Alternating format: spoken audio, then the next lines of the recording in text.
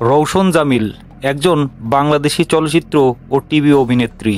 60-এর দশকের মাঝামাঝিতে তিনি টিভি অভিনয় দিয়ে অভিনয় জীবন শুরু করলেও চলচ্চিত্রেই তাকে বেশি দেখা গেছে।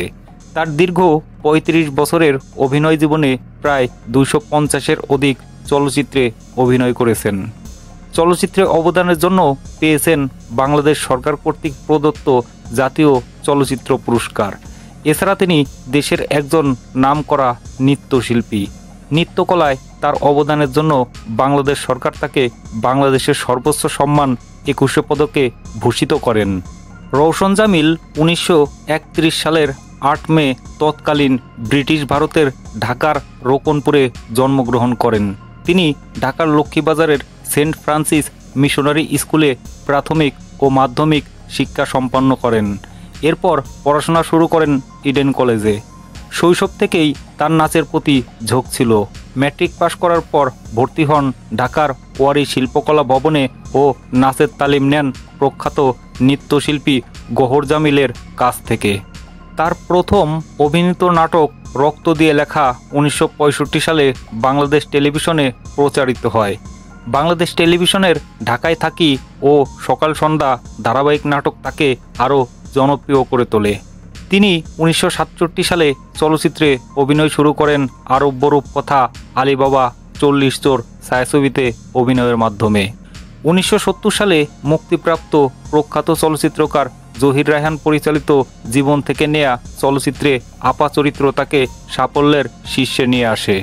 এছাড়া আমজাদ হোসেনের রচনা ও পরিচালনায় নয়নমণি, আবু ইসাকের উপন্যাস অবলম্বনে শেখ নিয়ামত আলী ও মসিউদ্দিন শাকের পরিচালিত সূর্য দিগল বাড়ি চলচ্চিত্রে তার অভিনয় দর্শক ও সমালোচকদের প্রশংসা অর্জন করে। ১৯৫৯ সালে নৃত্যশিল্পী গওহর জামিল ও তিনি দুজনে মিলে প্রতিষ্ঠা করেন নৃত্য প্রশিক্ষণ কেন্দ্র জাগো আর্ট সেন্টার। ১৯৮০ সালে স্বামীর মৃত্যুর পর তিনি এই সংগঠনের দেখাশোনা করতেন। ঢাকার ওয়ারী শিল্পকলা ভবনে নাচ শেখার সময় রওশন জামিলের সাথে পরিচয় হয় প্রখ্যাত নৃত্যশিল্পী গওহর জামিলের এবং ১৯৫২ সালে তারা বিবাহ বন্ধনে আবদ্ধ হন। তাদের ২ ছেলে ও ৩ মেয়ে। রওশন জামিল ২১ পদক লাভ করেন ১৯৯৫ সালে নৃত্যের জন্য। শ্রেষ্ঠ পার্শ্ব চরিত্রে অভিনেত্রী হিসেবে দুবার জাতীয় চলচ্চিত্র পুরস্কার পান তিনি। নয়নমণি সিনেমায় ১৯৭৬ সালে এবং সূর্য দিগল বাড়ি সিনেমায় ১৯৭৯ সালে। এছাড়াও তিনি বাচসাস চলচ্চিত্র পুরস্কার, টেনাসিনাস পদক, সিকোয়েন্স অ্যাওয়ার্ড ও তারকালোক পুরস্কার লাভ করেন।